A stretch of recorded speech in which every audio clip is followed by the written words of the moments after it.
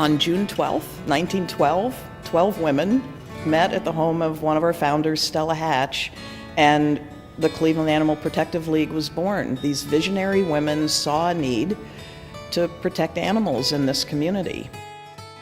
The commitment of those women and the vision of those women has carried out throughout the history of this organization and still lives with us today.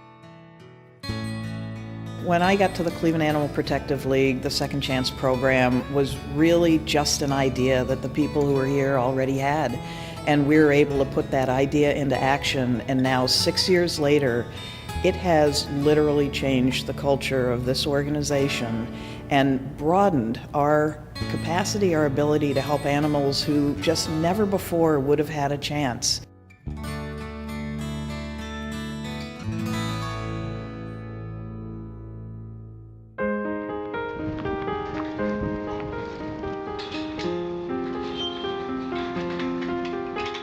Wyatt is a Mastiff mix that came over from the city kennel.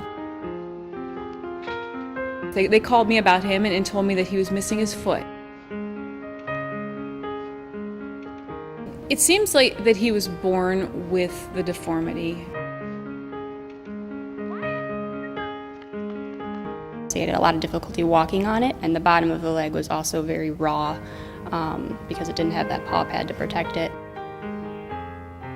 Usually just leaving a stub at the end of a leg isn't an option. Since he was so big, amputation was challenging. We got in contact with a company that does prosthetic devices for dogs. Part of my role here, and probably one of the hardest things that I have to do, is determine whether or not we have the resources to treat an animal. But with the Second Chance program, we've been able to say, yes, we can treat that. Yes, we can help that animal. Yes, that animal gets a second chance.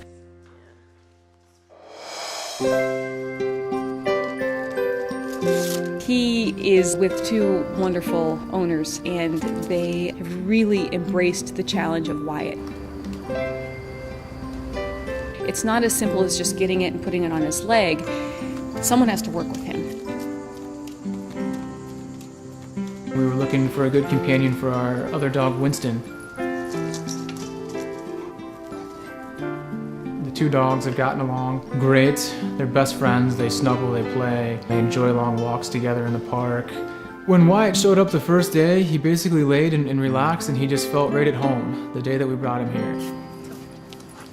Me and him have built a relationship that doesn't compare to any other dog that I've ever owned or been around. He's constantly in my lap, he's laying by my side, and we really haven't left each other since the day that he came home with us.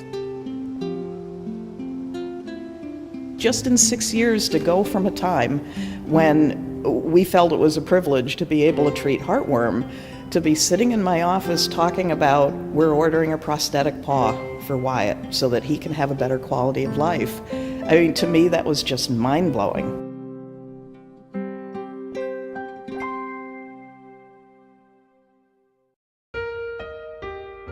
Concord, Tilapia, and Milton. They are three cats that did not know each other, had never crossed paths, but all came to us injured in some way.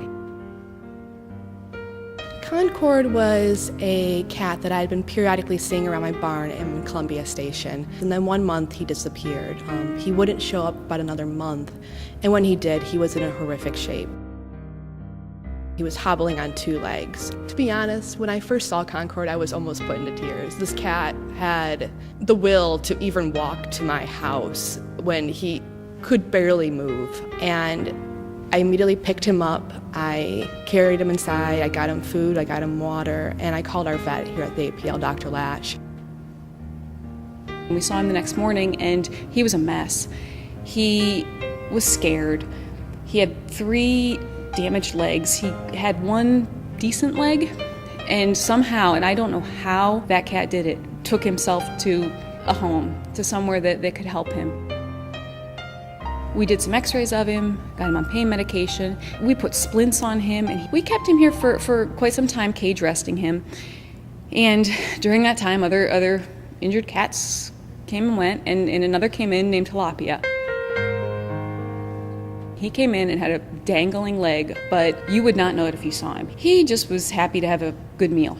We actually ended up having his leg pinned. So Tilapia got his pin put in, had to be cage rested. And then lastly, Milton was a cat that came in, and he was a teeny tiny palm-sized cat that came in, and then he had an injured back leg. His foot was gone. The bones of his leg were sticking out. It was kind of dirty and infected, and this teeny tiny kitten miraculously was still alive. So we were able to take him into our surgical suite and start surgery on him. We amputated that leg. We had a volunteer sit with him and give him Caro syrup and IV dextrose and fluids and take his temperature and have him on a heating element. And there were so many times we almost lost him. So these three guys were all recovering, and one day we were literally out of space. So we put Milton with Concord. Within minutes, they were playing and grooming, and Concord was doing all of the daddy stuff that he could. It finally came a time where Milton was ready for adoption. He was healed, he looked wonderful, he was getting big. Concord wasn't ready. Concord still had to recover. So we made Milton available for adoption. It was that afternoon or the next day that Jody came in, and she was looking for her next foster. I already had planned to make a meeting of Tilapia and Concord, so we sent them to Jody's house and just told her to let us know how it went. The kitties bonded instantly. Concord and Tilapia, as Dr. Lash placed on the Facebook page, BFFs. They were placed on Facebook as a team, as a bonded pair, or they need each other for the rest of their life. And that is one huge reward of fostering, is that my husband and I can watch these animals and learn what they need to be successful in their new forever home for the rest of their life. When they finally returned from Jody's, they were both ready for adoption. I probably put them on the floor at 8, and by 11 in the morning, someone was up there looking at them. She was a darling young girl who understood their medical histories and that they may have little limps and that they were both still in the final stages of recovery. And they got to go home together. Without the Second Chance program, we wouldn't have been able to treat any of these animals. I don't have to decide necessarily who to treat.